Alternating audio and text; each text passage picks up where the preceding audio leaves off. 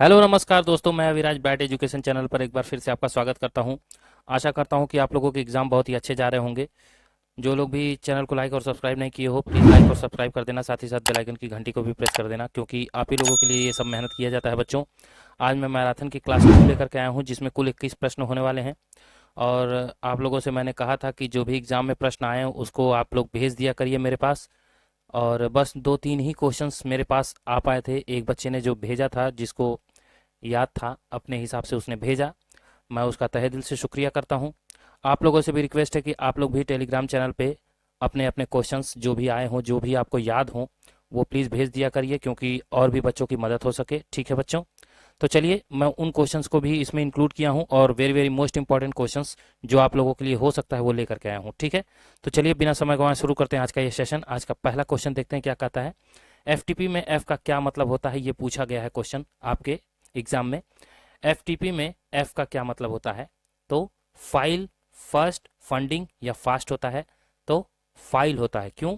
क्योंकि file transfer protocol, ठीक है ना, फाइल ट्रांसफर प्रोटोकॉल इसका राइट आंसर है। ठीक है बच्चों, चलिए अब नेक्स्ट। अगला है, रूलर की शॉर्टकट कुंजी क्या है, ये भी पूछा है आपके लिए।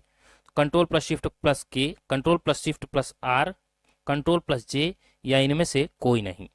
तो रूलर की जो शॉर्टकट कुंजी होती है बच्चों, control plus shift plus R होती है, और इसको याद करना भी आसान है। रूलर आर से स्टार्ट होता है, इसलिए आप इसे अच्छे से याद रख सकते हैं। ठीक है, हाइपरलिंक की शॉर्टकट कुंजी क्या होती है? कंट्रोल प्लस के। ठीक है ना, चलिए अब नेक्स्ट। अगला है, आईएफएससी कोड में नंबर ऑफ डिजिट कितने होते हैं? 15, 13, 11, 17। आईएफएससी कोड में नंबर ऑफ डिजिट कितने होते हैं?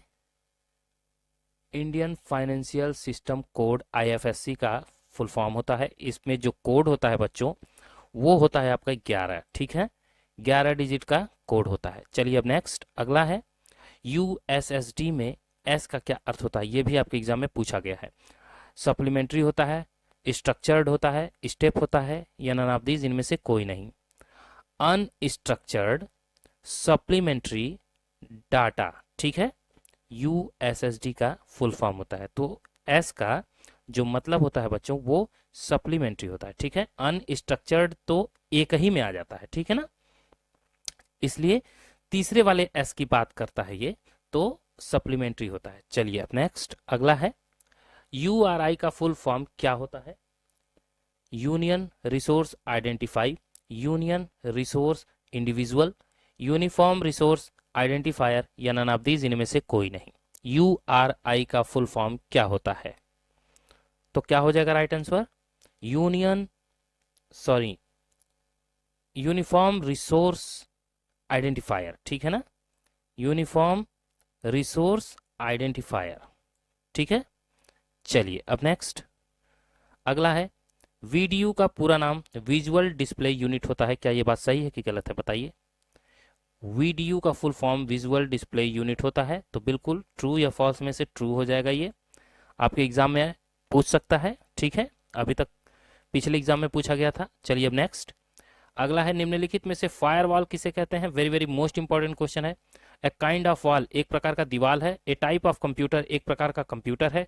Security circle for computer, computer की एक सिक्योरिटी सर्कल है, या नन ऑफ दीज इनमें से कोई नहीं। तो फायरवॉल क्या होता है बच्चों, ये आपको बताना है। तो सिक्योरिटी सर्किल फॉर कंप्यूटर, ठीक है ना, कंप्यूटर के सर्किल का एक सिक्योरिटी होता है, ठीक है, जिसे बचाने के लिए फायरवॉल का यूज करते हैं। ठीक है, चलिए अब नेक्स्ट अगला है, कंप्यूटर अपने किस गुण के कारण बिना थके अपना कार्य कर सकता है? कंप्यूटर के पास वह कौन सा गुण है जो बिना थके वो काम कर लेता है? एक्यूरेसी, डिलीजेंस, परफॉर्मेंस, या नन ऑफ दीज इनमें से कोई नहीं। तो क्या हो जाएगा राइट आंसर?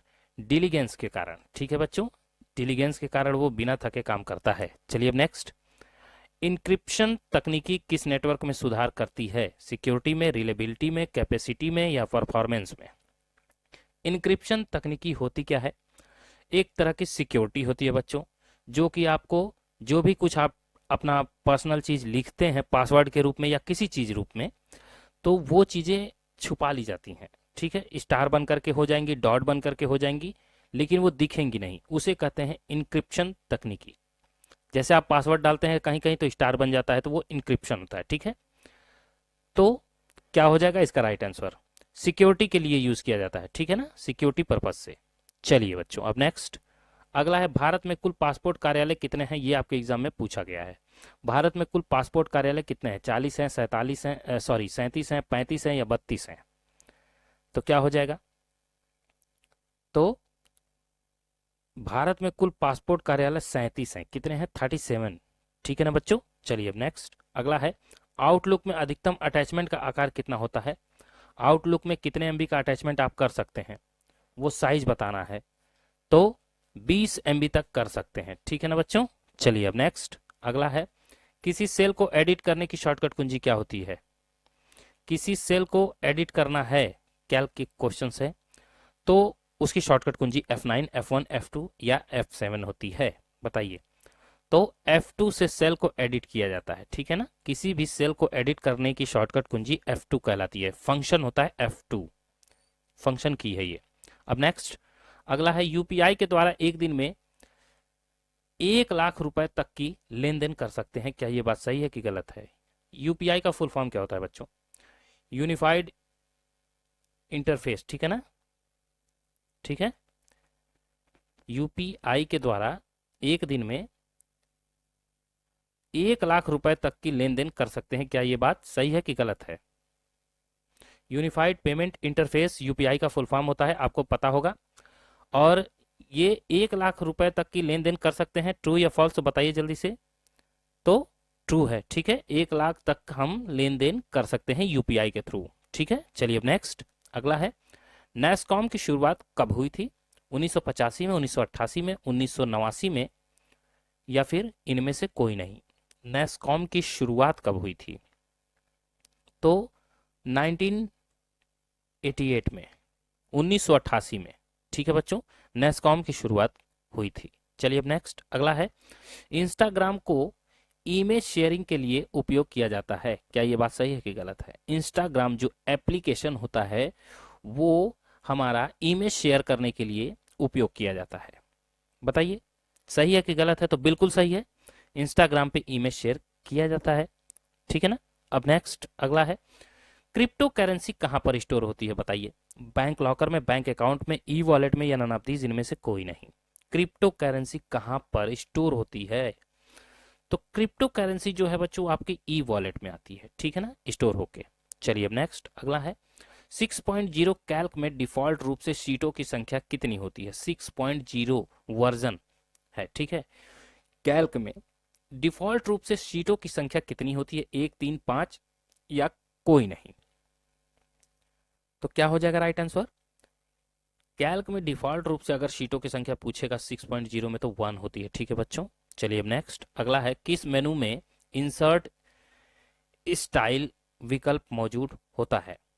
इंसर्ट स्लाइड विकल्प किस में मौजूद होता है, किस मेनू में? तो इंसर्ट स्लाइड जो है बच्चों बताइए, व्यू में, स्लाइड में, फॉर्मेट में या किसी में नहीं? तो इंसर्ट स्लाइड जो है बच्चों वो स्लाइड मेनू में ही पाया जाता है, किसमें?